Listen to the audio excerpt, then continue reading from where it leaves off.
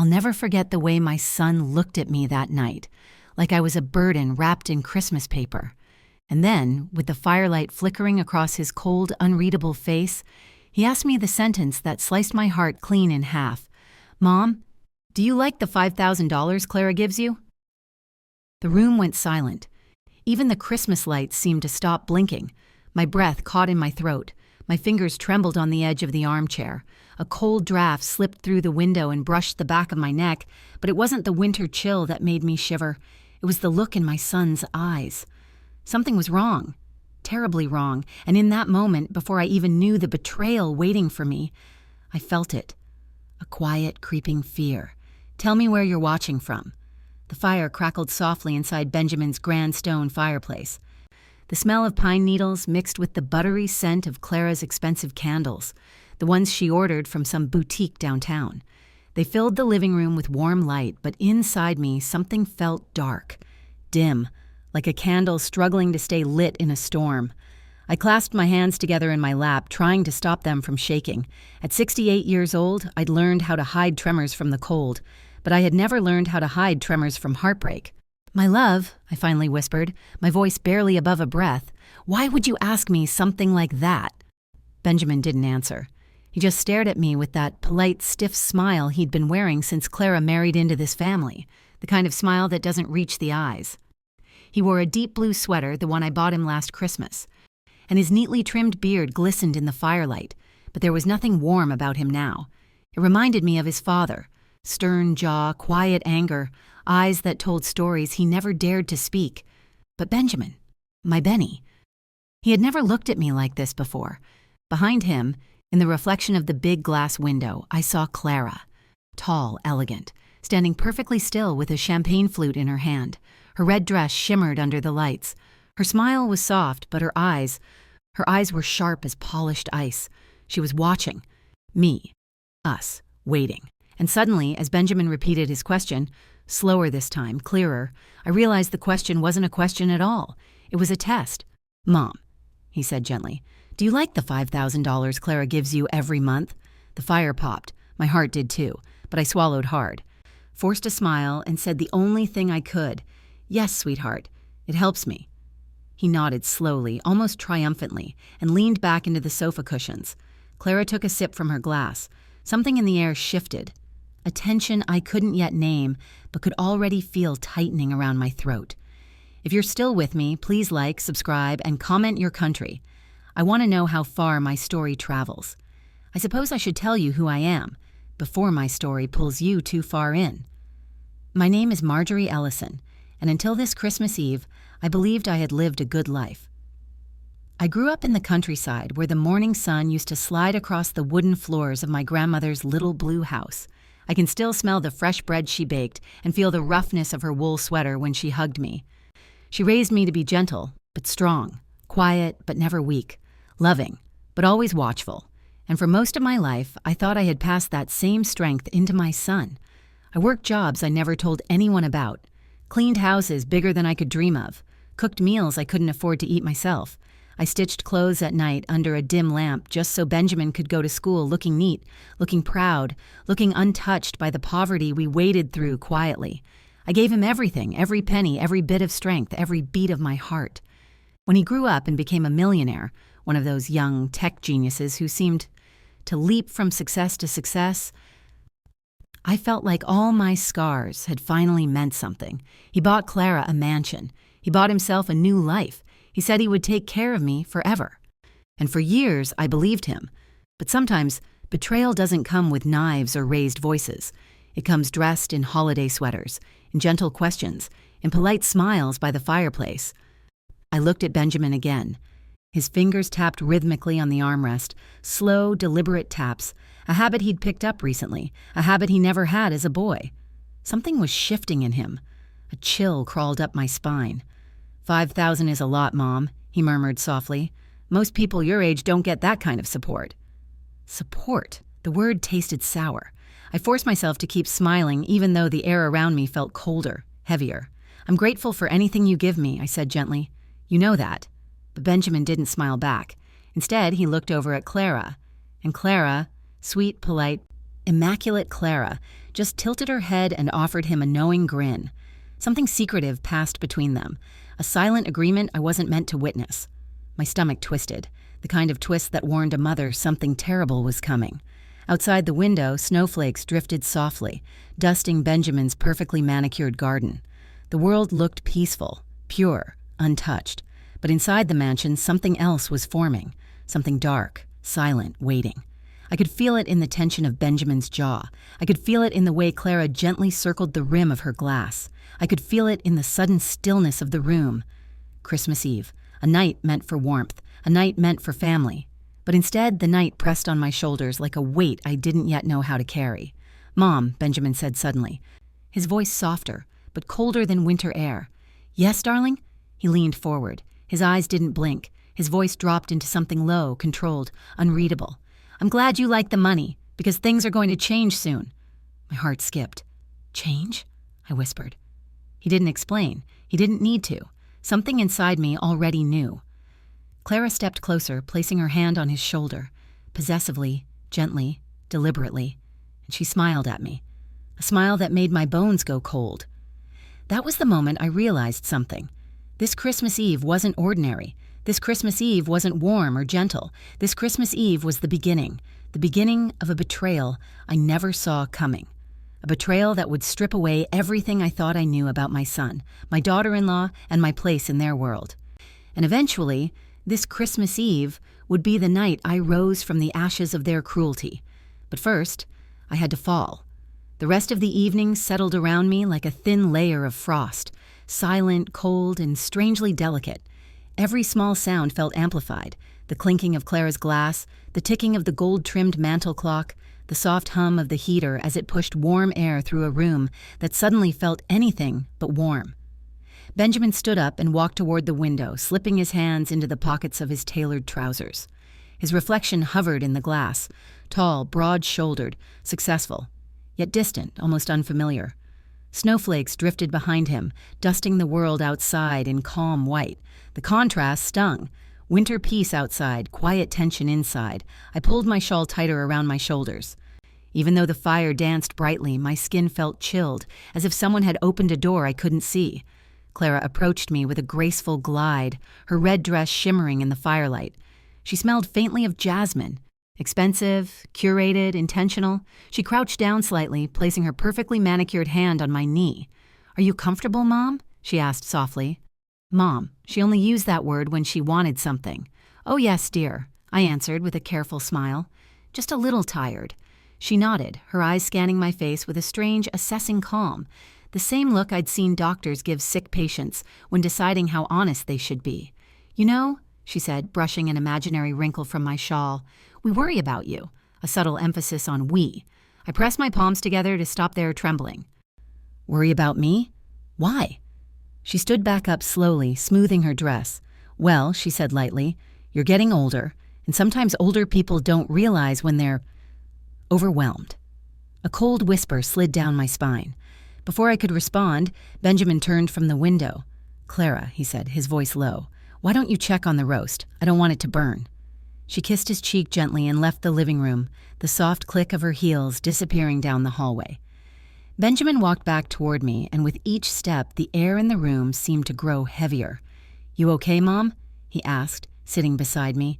His voice was warm, but his eyes, they were studying me, measuring me, weighing something unseen. "I'm fine, sweetheart," I said, forcing my voice to stay steady. "Just thinking." He nodded. "I'm glad. I don't want you stressed. Really." It should have sounded comforting, but instead it sounded like a warning.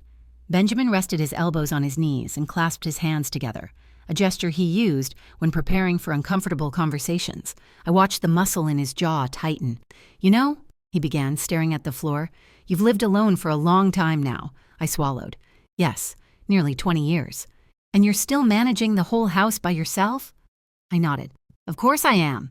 He lifted his head, brows raised in that gentle, patronizing way I had grown to hate in younger people talking to the elderly. "Mama, come on," he said softly. "It's a lot. You're older now." Older. The word hit like a slap. "I may be older, Benjamin," I replied, trying to keep my voice from shaking. "But I am not helpless." He sighed heavily, the exaggerated kind of sigh someone uses when pretending to be patient. I'm not saying you're helpless. I'm just saying, people your age sometimes struggle without realizing it. There it was again. That phrasing, people your age. Older people don't realize. Are you overwhelmed? Echoes of Clara's words. Rehearsed, practiced, planned. My heart thumped hard inside my chest. Something was happening here. Something bigger than a simple conversation. Benjamin, I whispered, why are you suddenly worrying about this tonight? He didn't answer immediately. Instead, he rubbed his palms together as if warming them, though the room wasn't cold. Then he looked at me, really looked at me, and said, because, Mom, you can't live alone forever. And Clara and I think it's finally time to make some changes. Changes. That word again. What kind of changes? I asked. He hesitated. And then, with the softest, calmest tone, he said a sentence I will never forget. We want to help you transition into something safer. My breath caught. Transition, I repeated. Into what? Before he could answer, Clara reappeared in the doorway, wiping her hands on a gold-trimmed linen towel. Her expression was almost too calm, too poised. Dinner is ready, she said sweetly, but her eyes were locked on Benjamin, urging him, pushing him silently to continue. He stood up and offered me his hand. I didn't take it. My legs felt weak as I rose from the armchair, but I lifted my chin straight, refusing to let them see how unsteady I felt inside. We walked to the dining room, the scent of roasted rosemary chicken filling the hallway.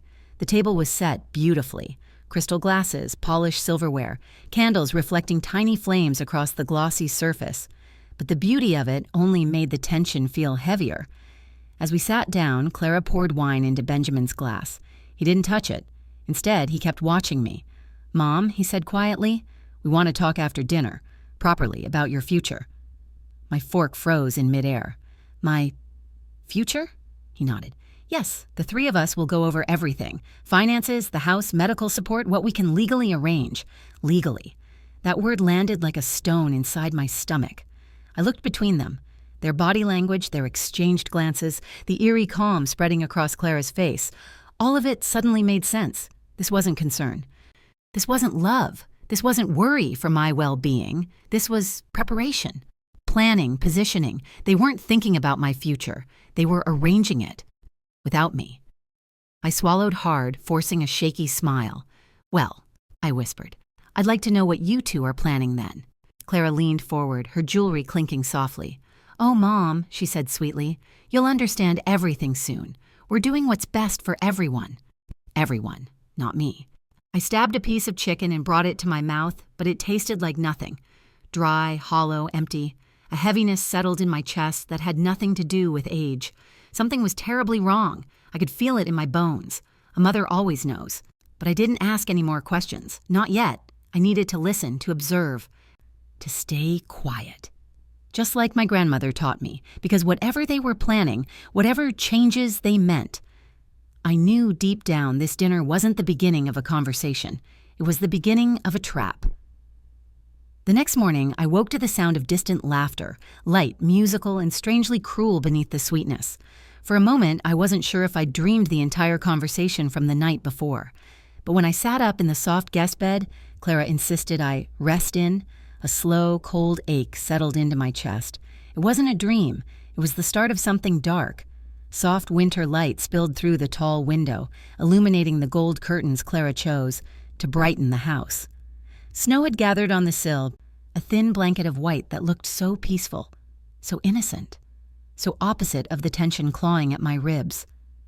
I glanced at the clock. 6:42 a.m. The house was already awake. Footsteps padded across the hardwood outside my door. Whispered voices drifted down the hallway, Clara's fast, crisp tone and Benjamin's low murmurs answering her. I slipped my feet into my slippers, the soft wool brushing my skin, and opened the door quietly. A cold current of air brushed my face. Their voices became clearer. She can't handle things alone anymore, Clara whispered sharply. I know, Benjamin sighed, but please, Clara, try to be gentle tonight. Gentle. My heart stung. Clara exhaled dramatically, her tone icy. I am being gentle, but the sooner we sort everything, the house, the accounts, her medical files, the better. I froze. My house? My accounts? My medical files? A cold pressure squeezed my chest. The floor felt like it tilted under my feet. Benjamin spoke again, softer. Mom is sensitive. I don't want this to feel like an attack. Clara scoffed. It's not an attack. It's reality. We're doing the responsible thing. She should be grateful. Grateful. That word burned. I stepped back before they could catch me standing there. My breathing quickened. I returned to the guest room, closing the door silently, leaning back against it. The betrayal didn't come all at once. It came in pieces, like shards of a broken ornament scattered across a polished floor, and each piece cut deeper. By the time I went downstairs, the house smelled like cinnamon oatmeal and roasted pecans. Clara stood at the kitchen island, dressed in a cream sweater set, her hair glossed into a perfect ponytail. She smiled at me. Too wide, too sweet, too false. Good morning, Mom. Sleep well? Her bright tone scraped at my nerves. Yes, dear, thank you. Benjamin sat at the table, sipping coffee. He gave me that same careful smile, the one that felt rehearsed. I took a seat across from him. The chair felt cold beneath me. Clara placed a bowl in front of me, topped with fruit and a drizzle of honey. For you, she said, placing a hand on my shoulder. We want you to stay healthy. Healthy, monitored, managed. It was becoming harder to pretend I didn't feel the shift. I lifted my spoon, and that's when Clara leaned against the counter casually and said, I noticed your medication bag wasn't in your purse last night. Did you misplace it? My heart lurched. I didn't bring it, I lied. Because I had brought it, and I remembered exactly where I placed it, on the bedside table in the room Benjamin told me to sleep in. Clara nodded slowly, exchanging a glance with Benjamin. You see? She murmured to him quietly, as if I couldn't hear. See? What? Benjamin cleared his throat. Mom, Clara just means, maybe you should let us organize your prescriptions. We worry you might forget them. I don't forget, I said firmly, but Clara's eyes softened in false sympathy. Of course you don't. A pause. But still, older minds can be tricky. Older minds. Second time she'd said something like that, I set my spoon down gently. What exactly are you two planning? I asked, my voice steadier than I felt. Benjamin stopped stirring his coffee. Clara pressed her lips together, hiding a smile behind her mug. Oh, Mom, Benjamin said with a sigh, we're not planning anything. We just want what's best for you. The air thickened. The ticking clock grew louder. I felt trapped inside a conversation I couldn't yet see the edges of. After breakfast, Benjamin left to take a call in his home office. Clara stayed behind, tidying the kitchen with precise, sharp movements. I tried to help her load the dishwasher. She touched my wrist lightly. No, sit, don't strain yourself. I'm not straining, I replied softly. She gave me a thin-lipped smile and returned to wiping the counter. Her voice lowered. You know, Marjorie, sometimes people your age don't notice when they've started slowing down, or when managing a house becomes too much. Her tone felt like a needle sliding under my skin. I lifted my chin. I manage fine. Well, she said brightly, after tonight's talk, everything will make more sense. There it was again. Tonight. The talk, I swallowed. What talk? She paused, turned, and rested her hip against the counter. Her eyes locked onto mine, serene, steady, chilling. Benjamin and I think it's time to make legal adjustments. For your future, to protect you, to protect the family. Legal adjustments. My blood ran cold. Adjustments to what? She smiled gently, as if explaining something to a schoolchild. Your living arrangements, your finances, and of course, your property. The room tilted. My property. She took a step closer. Yes, the house, the assets. We need to make sure everything transitions smoothly. Transition, that word again, like I was being moved piece by piece off the chessboard. Clara, I whispered, I haven't asked for help with anything. Exactly, she said softly, placing a hand on mine. That's why we need to step in. Before I could pull away, Benjamin re-entered the room. You ready, Mom? He asked, smiling warmly. We want to show you something. My heartbeat thundered in my ears. What is it? I whispered. Just paperwork, Mama, he replied. Nothing stressful. Paperwork, legal arrangements, financial shifts, pieces of their plan fell together in my mind. A puzzle I hadn't realized I was trapped inside. They led me to Benjamin's office, a modern room with glass walls and polished mahogany desks. Light poured through the tall windows, but the atmosphere felt dim and suffocating. On the desk lay a thick folder, cream-colored, neat, threatening. Mom, Benjamin said softly. Before we talk later tonight, I want you to take a look at these documents, Clara added. Just a preview, so nothing surprises you. My fingers tingled. My throat tightened. I moved closer, slowly, like stepping toward a cliff's edge. I opened the folder. My breath left my lungs. Because the very first document on top, printed in elegant blue ink, read, "Petition for legal conservatorship of Marjorie Ellison." The room spun. Benjamin placed a gentle hand on my shoulder, as if comforting a frightened child. "Mama, don't panic. This is just a precaution. We haven't filed it yet. Not yet, not yet, not yet." Clara spoke softly behind me. "It simply gives us the ability to make decisions for you, in case you're not capable. Financial, medical, housing, everything. Everything." I gripped the table edge to stay standing. Then Benjamin spoke the sentence that broke the last piece of my heart. "Mom, part of growing older is knowing when to hand things over." A tremor ran through my whole body. My breath shook. My vision blurred. I had given him my whole life, and now he wanted to take the rest of it. Quietly, legally, completely. And Clara smiled faintly behind him, the smile of someone who had already won half the battle. But I wasn't broken. Not yet. Not fully. My grandmother's voice rose like a warm ember inside me. Silence is not weakness. Silence is strategy. And in that moment, trembling, breathless, devastated, I understood something vital. I needed to stay quiet. I needed to stay calm. I needed to watch them, study them, let them continue believing I was fragile, confused, overwhelmed. Because the only way to defeat a snake is to let it believe you never saw it coming. I didn't sleep that night, not even for a second. I lay on the guest room bed staring at the soft glow of the moonlight, listening to the distant hum of the heater and the faint creaks of Benjamin's mansion settling in the cold. My hands rested on top of the blanket, still, steady, but my chest. Oh, my chest felt like it was being pulled apart thread by thread. The conservatorship papers burned in my mind. They wanted to take everything. My home, my freedom, my life. All wrapped up neatly in legal language, gentle words masking sharp blades. At some point, I could hear Clara laughing faintly downstairs, a soft, smug laugh, and Benjamin's voice followed, low and controlled. I closed my eyes, trying to breathe, but each inhale came out shaky, uneven. My grandmother's words whispered in my ears again. "A quiet woman sees more than a loud one." So I listened. I waited. I studied the silence. Just before dawn, I sat up slowly and reached for my purse beside the bed. I needed to feel something that belonged to me, something that grounded me. But when I opened it, my heart dropped into my stomach. My medication bag, the one I knew I had packed, was gone. Gone. I searched every pocket, every zipper. I even dumped the contents onto the white comforter. Lipstick, keys, wallet, hand lotion, no medication. A cold shiver ran through my bones. Clara had asked about it yesterday.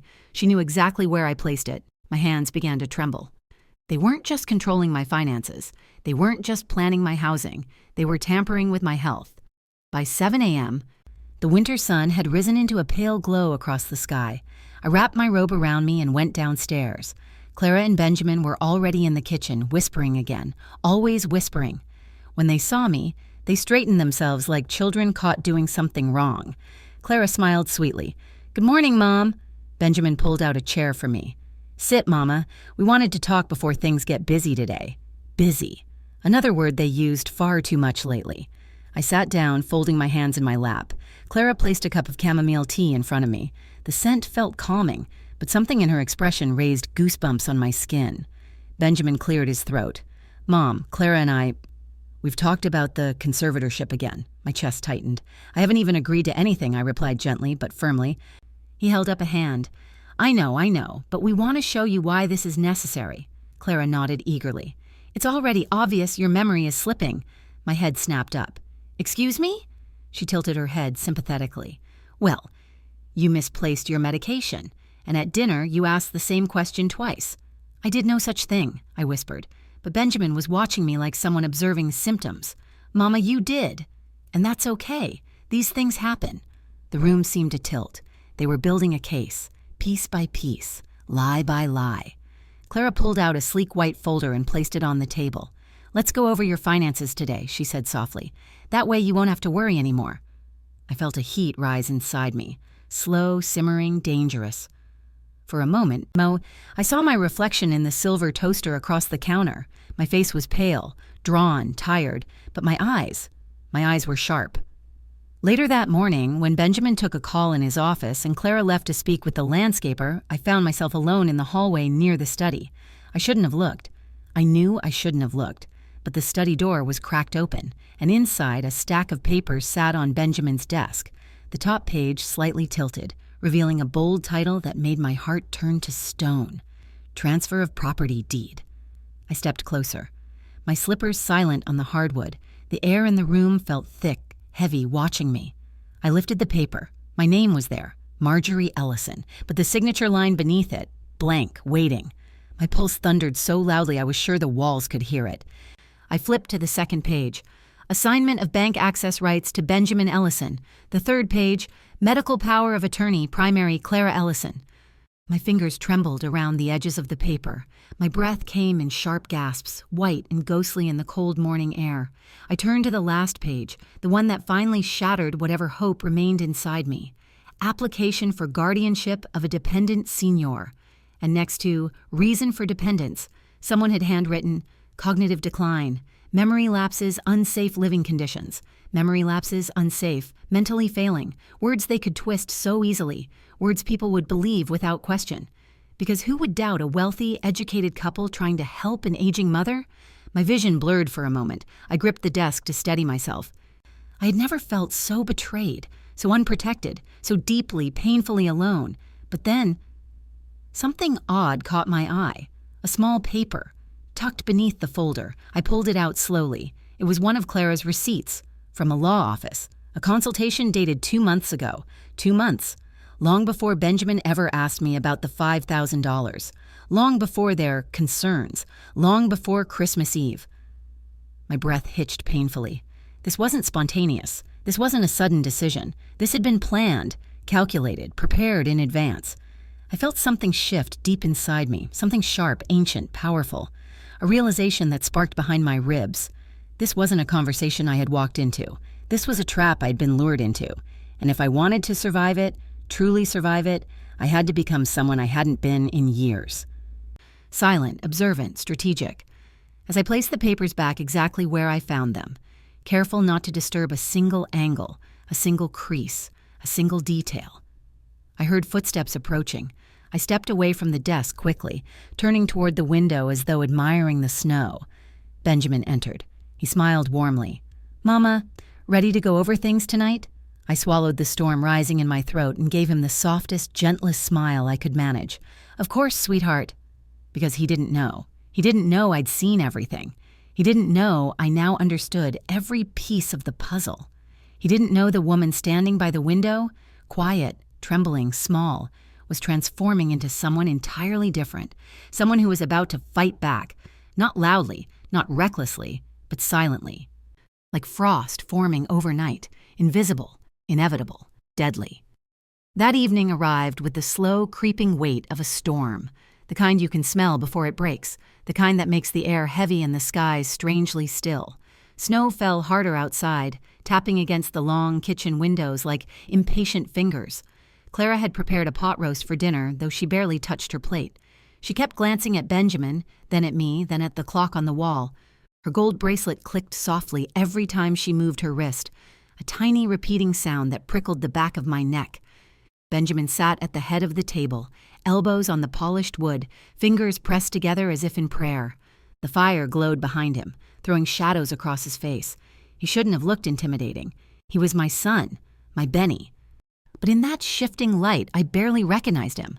I felt small, but underneath that smallness, something fiercely awake stirred inside me.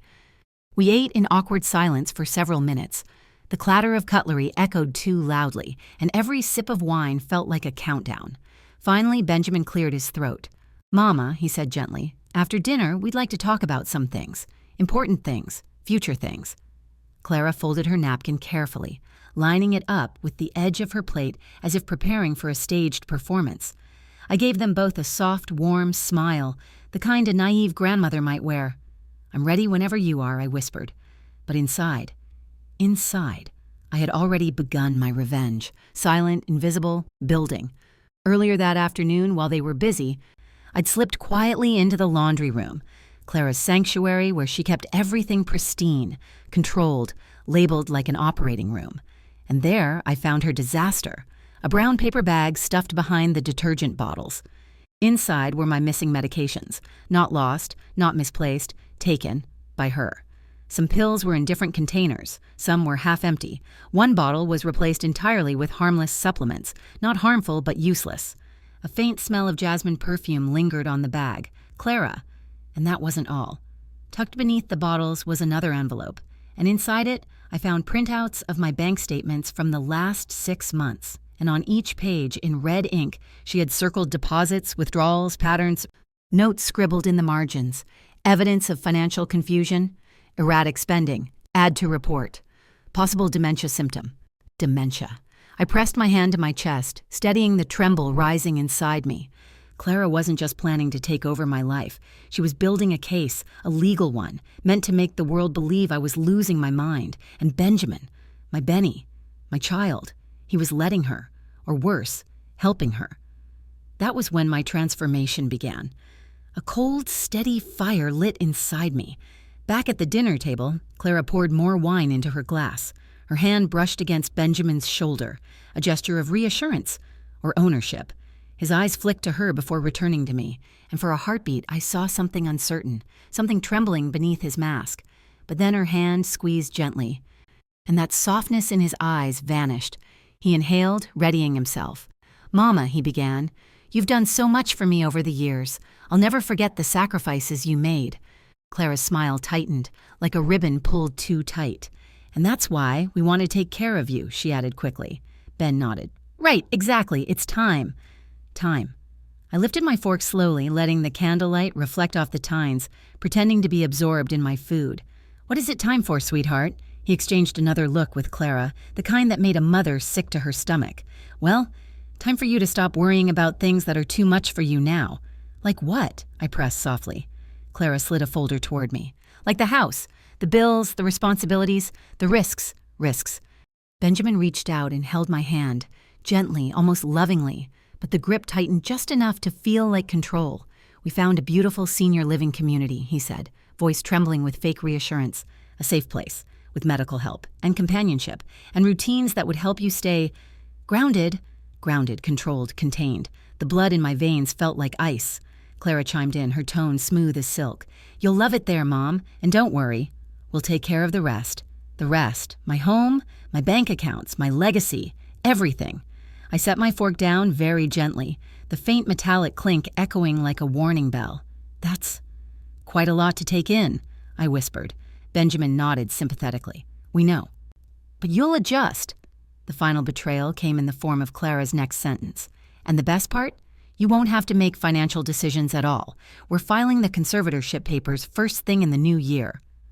My heartbeat roared in my ears. Clara leaned forward, smiling sweetly. "So let's go over them tonight, before you forget anything." Forget. My jaw clenched, but I hid it behind a slow sip of water, because they didn't know what I knew. They didn't know I had seen the documents. They didn't know I had found my medication. They didn't know every word they said was pushing me further toward a quiet, devastating strategy. A revenge built not on anger, but on patience. I stood up from the table. My knees shook, but I lifted my chin high. My voice came out steady, calm, and so quiet the room leaned in to hear it. "Benjamin," I said softly. "Clara." They both straightened. "I understand your concerns, and I appreciate your efforts." Clara relaxed, relieved. Benjamin's shoulders settled. "But I won't be signing anything tonight." Clara's smile froze. Benjamin blinked. Before they could speak, I continued. "I think it's best we discuss all this tomorrow, after I've rested." Clara's jaw tightened. Just a flicker, but I caught it. Benjamin reached forward. "Mama, tomorrow," I repeated gently. The room fell quiet, tense, thick, waiting. Then Clara's lips curled into a slow smile, sharp at the edges. "Of course," she said softly. "Rest well tonight, Mom." The way she said it felt like a threat. Later, when the house finally settled into silence, I sat on the edge of the guest bed with the lamp dimmed low. My hands rested on my knees, the light warm against my fingers. I stared at my reflection in the mirror, an old woman, a quiet woman, a tired woman. But behind her eyes, a storm gathered, because tonight, something inside me clicked into place. A cold, flawless gear turning with purpose. They wanted to take everything from me, but they didn't realize I wasn't alone. They didn't realize I wasn't powerless. They didn't realize what kind of woman raised Benjamin in the first place. They underestimated the wrong grandmother, and in the stillness of that winter night, with snow drifting softly against the window and betrayal tightening its claws around my home, I whispered something into the dark. They will not win. Not silently, not legally, not easily. Tomorrow, I would begin my revenge, quietly, the same way they planned my downfall. I woke before sunrise, long before Clara's footsteps would start sweeping across the kitchen tiles, and Benjamin's voice would begin its soft morning routine of phone calls and quiet murmurs. The house was still and dim, bathed in the faint blue of winter dawn. Snow pressed against the windows like white velvet. A soft draft wafted through the guest room, carrying the faint scent of pine. My breath came out in tiny clouds. Today was the day. Today their plan would collide with mine. I sat at the edge of the bed, letting my feet rest on the cold hardwood. My hands were calm, strangely calm, resting loosely in my lap. I stared at my reflection in the antique vanity mirror across from me, a grandmother, a quiet, aging woman in a soft robe. But in my eyes, there was steel. This was the morning I stopped being their pawn. This was the morning I became their storm. Benjamin and Clara assumed I was helpless. They assumed I was confused, overwhelmed, easy to steer. But the truth was something neither of them understood. A mother who raises a child alone becomes a strategist by necessity, and a grandmother betrayed becomes unstoppable. I had made 2 secret phone calls late the previous night. Quiet, quick, careful, too fast for anyone to overhear. 2 calls that would shift the entire weight of this betrayal.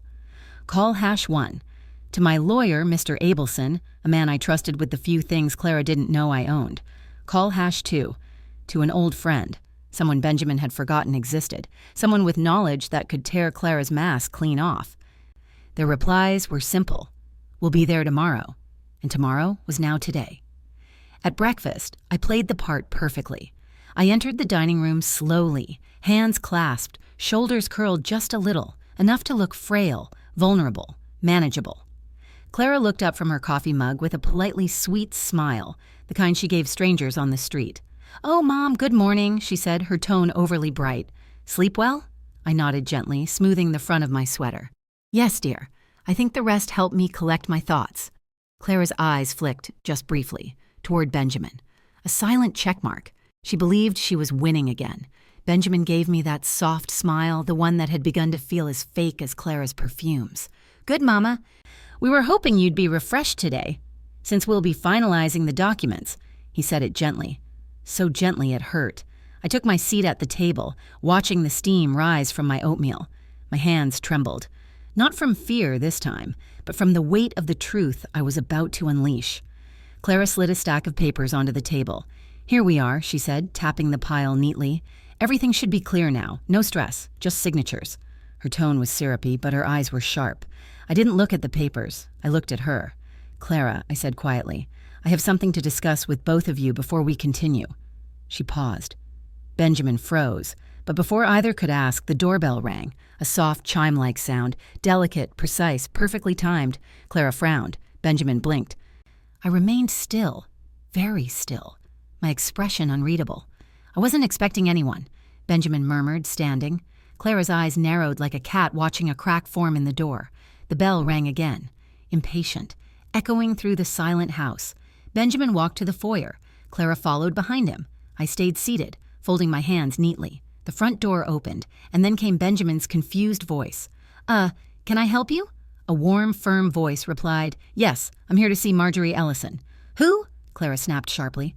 I rose from my seat and walked toward them. Slow steps, measured steps, the steps of a woman reclaiming her power. Standing at the doorway, snow in his hair and a black leather briefcase in his hand, was Mr. Abelson, my lawyer of 27 years, the only man who knew every hidden signature, every changed will, every quiet investment. He smiled when he saw me. "Good morning, Marjorie." Benjamin's eyebrows pinched tight. "Mom, what's going on?" Clara crossed her arms. "Why's a lawyer here?" Mr. Abelson handed me the briefcase. "You asked me to bring these documents personally," he said, given the urgency. I nodded. "Thank you. Please, come in." Clara's face paled. Benjamin swallowed. "Mom, what documents?" But before I could answer, the sound of heels clicking against the marble echoed behind us. Another visitor. Clara stiffened. She turned. In walked a woman. Elegant, tall, with a long cream coat and dark curls falling over her shoulders. She carried a slim folder in her hand. Clara's voice broke. No, this isn't. Why is she here? Benjamin's jaw fell open. Clara, is that... The woman stepped forward with quiet power. Yes, she said calmly. It's me. Her name was Dr. Helena Davis, the psychiatrist Clara used to work under, the psychiatrist Clara was fired by, the psychiatrist who knew every unethical, deceitful tactic Clara had used in her previous job, including falsifying psychological assessments. And she was here because Clara had tried to use her name in the guardianship application. Benjamin's face went ghost white. Clara stumbled backward, breath trembling. Helena held up the folder. You forged my signature, Clara. You submitted an unapproved competency evaluation for your mother-in-law. And that, she said coolly, is a felony. Benjamin's hands shook. I didn't know, he whispered. Clara, what did you do? Clara's lips quivered. Her breathing quickened. Her eyes darted wildly between us. Benjamin, I can explain. But Helena wasn't done. I also brought the HR file from your last clinic, she said calmly. The one where you were dismissed for manipulating patient records.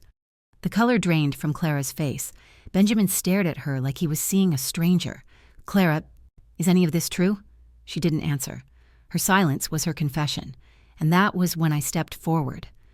My voice was soft, but it carried through the entire room like a blade wrapped in velvet. Benjamin, Clara didn't just try to take control of my life. She tried to destroy it. Benjamin blinked rapidly, breathing shallow. I opened the briefcase. Inside was my real will, the one they didn't know existed, and inside that will was the truth. They had no legal right to anything I owned. Not my savings, not my property, not even the $5,000 Clara pretended was support. Money she had been quietly funneling from my investments into her own accounts. Benjamin's voice cracked. Mom, why didn't you tell me you knew? I looked him in the eyes, my son, my Benny, and my heart trembled. Because, sweetheart, I whispered, I wanted to give you a chance, to remember who you are. A tear slipped down his cheek. Clara looked at him desperately. Ben, don't listen to them. She's lying. She's manipulating you. But Benjamin stepped away from her. No, he said shakily. You manipulated me. He turned to me. Mom, I'm so sorry. Clara stared at him, hurt, panicked, furious. You're choosing her over me? Benjamin whispered. I'm choosing the truth. Clara's mask cracked completely. Her voice rose, sharp, trembling, venomous. This isn't over, Marjorie. You can't do this to me. I built this home with you. I cut her off gently. You built a trap, my dear, not a home. Her eyes widened, her breath hitched, her hands clenched, and in that moment she understood. Her plan had collapsed. Her lies were exposed. Her power was gone. Because while she built a legal cage around me, I built a legal storm around her. The room fell silent. Snow drifted outside the windows, soft and peaceful, the kind of snow that comes after a storm breaks. Benjamin lowered himself into a chair, rubbing his forehead, finally seeing the wife he had married, and the mother he had almost sacrificed. Clara stood frozen in place, face pale, eyes shaking. Mr. Abelson spoke calmly. Mrs. Ellison, you will need a lawyer, immediately. She swallowed hard. Helena closed her folder with a soft click. And I stood still. Steady, quiet. A grandmother, a survivor, a woman who refused to be erased. My voice broke the silence one last time. Benjamin, you and I will talk privately after this. But for now, Clara needs to leave.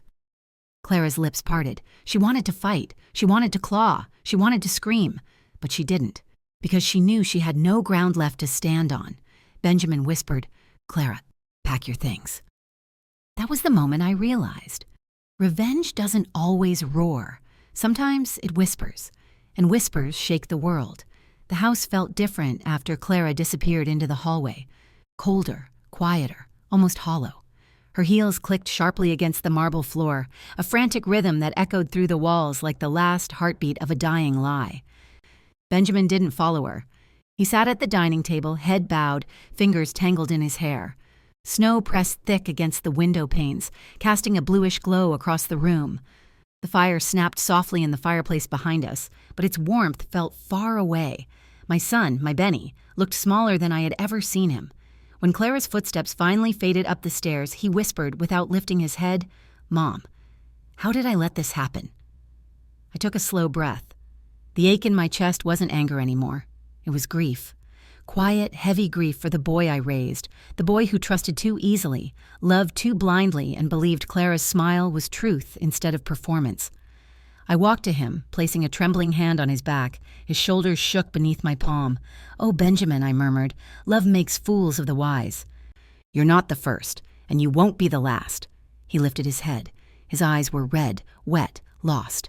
"But I treated you like—" His voice cracked. "I treated you like you were weak." My throat tightened. "Because she told you I was." He swallowed hard. "She said you were overwhelmed, that you cried alone in that big house. She said you forgot things, that you couldn't keep up with the bills anymore." My heart clenched, not from anger, but from sorrow. "And you believed her?" He nodded slowly. Shame pulled at his features. "She made it sound convincing, logical. She said she worked with seniors before, that she recognized early signs. She said she was trying to protect you." A bitter whisper escaped my lips. "She's never protected anyone but herself." Benjamin lowered his head again. "I'm so sorry, Mama. I let her poison seep into everything. I let her paint you as fragile. I didn't see it. I didn't see her." I cupped his cheek gently. "My son," I whispered, "you saw what she wanted you to see, but now your eyes are open." He leaned into my palm like he used to when he was little, the weight of adulthood melting just for a moment. Behind us, Mr. Abelson and Dr. Helena exchanged glances. Helena cleared her throat gently. "Marjorie," she said softly, stepping forward, "there is also something I need to show you." She opened the folder she carried, the same one she'd held like a blade at the doorway, and pulled out several documents. "These were sent to me anonymously 3 weeks ago. At the time, I didn't know who they were about, but when you called me last night, I realized the truth." She handed them to me. My hands shook as I flipped through the papers. They weren't about Clara, they were about Benjamin. My heart dropped. The papers listed unpaid debts, hidden accounts, failed investments, losses I never knew he had made. The kind of losses that could destroy a millionaire's entire empire. Benjamin swallowed hard. "Mama, please, I can explain." But before he could finish, a folded envelope slipped out of the stack and fluttered to the floor. I bent to pick it up and froze. It was addressed to me, my name written in shaky ink. I opened it slowly. Inside was a letter, written by Benjamin, a letter he never intended for me to see yet. "Mom, I'm drowning. Clara's the only one who knows how bad the debts are. She says she can help, but only if we secure your assets first. I can't lose everything. I don't know what else to do. Please forgive me when this is over." The world blurred for a moment. The room spun. Not betrayal, not at first, but desperation, manipulation, fear. Clara hadn't just tricked him emotionally. She had trapped him financially and used his vulnerability as a weapon. Benjamin's voice broke the silence. "I didn't want to go through with it, Mama, I swear. But Clara, she said once we had control of your assets, we could fix everything. She said it was temporary. She said I wouldn't lose you, or the business." Tears dripped onto the table. "I was stupid. I was blind. But I never wanted to hurt you." I sat beside him, gripping his hand tightly. "Oh, Benny," I whispered, "hurt is not always loud. Sometimes it comes from good intentions twisted into something poisoned." Clara knew exactly which wounds to press. He leaned forward and hugged me, a trembling, broken embrace that shook both our shoulders. For a long moment, nothing existed except a mother and her wounded son, holding each other in a cold kitchen while the winter world pressed in around us. When Benjamin finally pulled back, the storm behind his eyes had settled into something new. Resolve. "Mama," he said softly, "I'll fix this. I'll accept the consequences. Whatever happens with the debts, the business, I'll face it. But you won't spend one more second under Clara's shadow." I squeezed his hand. "That's all I ask."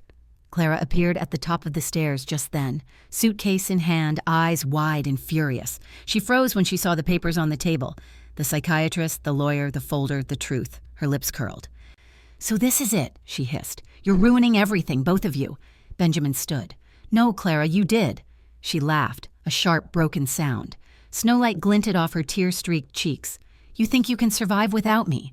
Benjamin, I know every financial string holding your empire together. I know every secret, every weakness." Benjamin flinched. Helena stepped forward calmly. "And you're facing charges for falsified psychological documents, identity fraud, and attempted financial exploitation of a senior." Clara stiffened, jaw clenched. I stepped forward too, my robe brushing softly against the wooden floor. "Clara," I said, voice low but steady, "you forgot one thing." She glared at me. "What?" I walked closer until the space between us held only silence. "You forgot that I am not alone. And I am not afraid." Her eyes, dark, furious, filled with something new. Fear. Real fear. She looked at Benjamin one last time, her voice trembling. "You're making a mistake." He shook his head. "No, Clara, I'm correcting one." She stormed out the door, slamming it hard enough to shake the walls. The snow swallowed her up almost instantly. After she was gone, the house exhaled, a long, aching release. Helena approached me gently. "You're safe now," Mr. Abelson nodded, "and legally protected." But the final twist still lay waiting in my briefcase, the one they didn't know existed. I looked at Benjamin. "Sweetheart," I whispered, "there's something I haven't told you." He blinked, confused. "You lost a lot through Clara," I continued softly, "but you didn't lose everything." I opened the briefcase. Inside were documents he had never seen. A trust fund established 20 years ago in his name, a property he didn't know I owned, worth millions today, and inheritance clauses written to protect him from any spouse's interference. Benjamin froze. "Mama, what is all this?" I touched his cheek again, the same cheek I kissed on the day he was born. "I've been preparing for storms since before you knew what rain felt like." His breath caught. Tears fell. And I whispered the final truth. "You thought I was weak, but I was building strength quietly, the same way snow builds a winter." He buried his face in my hands and sobbed. Outside, the snow finally stopped falling, and inside that warm, quiet mansion, justice settled like a gentle blanket over everything Clara tried to destroy. If this story moved you, please like this video, subscribe, and share your thoughts in the comments. Your support helps these stories reach more people who need to hear them.